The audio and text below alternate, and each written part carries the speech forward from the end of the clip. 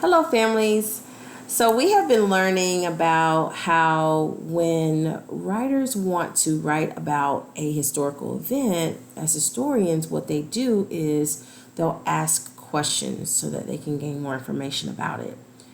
And one way that we wanted to kind of take ourselves through that process is we learned how we can use the five W's or the who, what, when, where, and why questions to help us summarize our historic event or topics. And I modeled that process by using my topic, the Tulsa Race Massacre, which I'll be taking that on as writing my historical fiction piece. And I wanted to just take a few minutes to model or to show you what my expectations are or were for the kids. There will be some that have to make revisions after we conference with each other just a bit more. But just so you know, like this is one of those components that they'll need, and we will continue to add on more information.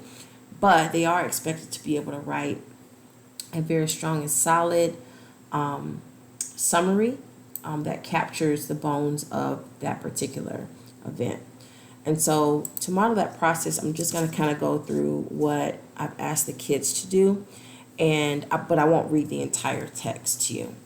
And so in this particular chart or graphic organizer, it's all set up the same way. They'll put their event in the center. Well, they have put the event in the center. And of course, who, what, when, where, and why those questions get answered. But because kids are oftentimes challenged with reading to learn and focusing just on that, they want to, when they have a question in mind, sometimes they'll kind of skip through that process or cut out some of that, and they'll want to just kind of go and find the answer.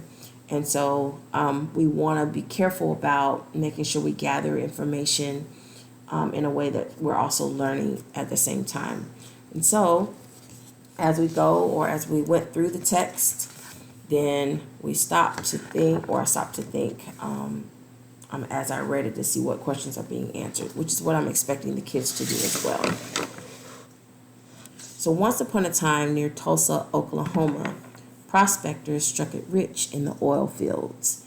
The wealth created jobs, raised buildings, and attracted newcomers from far and wide seeking fortune and a fresh start. Once upon a time in Tulsa, there was a community called Greenwood.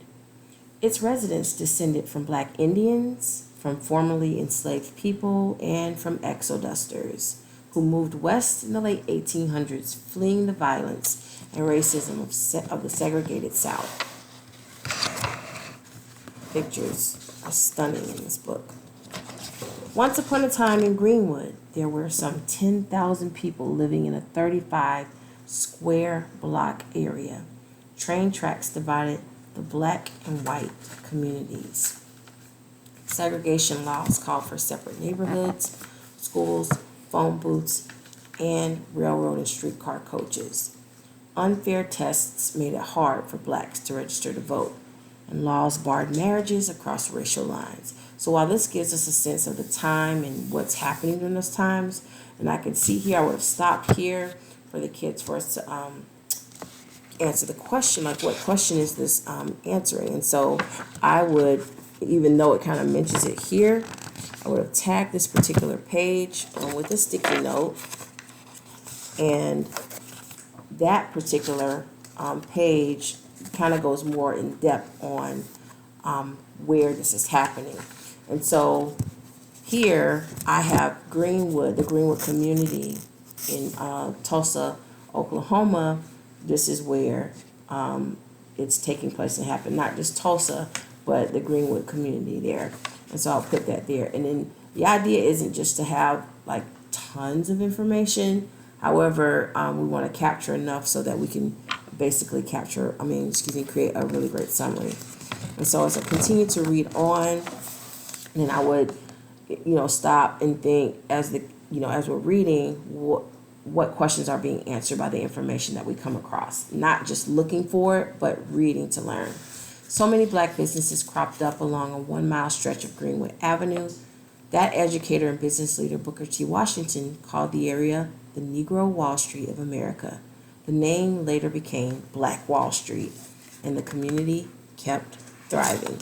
And so here, I marked this particular page with who, even though it kind of goes on to talk about more people that lived in this area, already living in this area, but because it's kind of telling me like who were the people that lived here, and because majority of them were business owners and it was called Black Wall Street, what I captured were African American business owners and families lived in this area, right? It's abbreviated, it's enough information. I don't have to write tons of text here. It's just capturing the basic information here.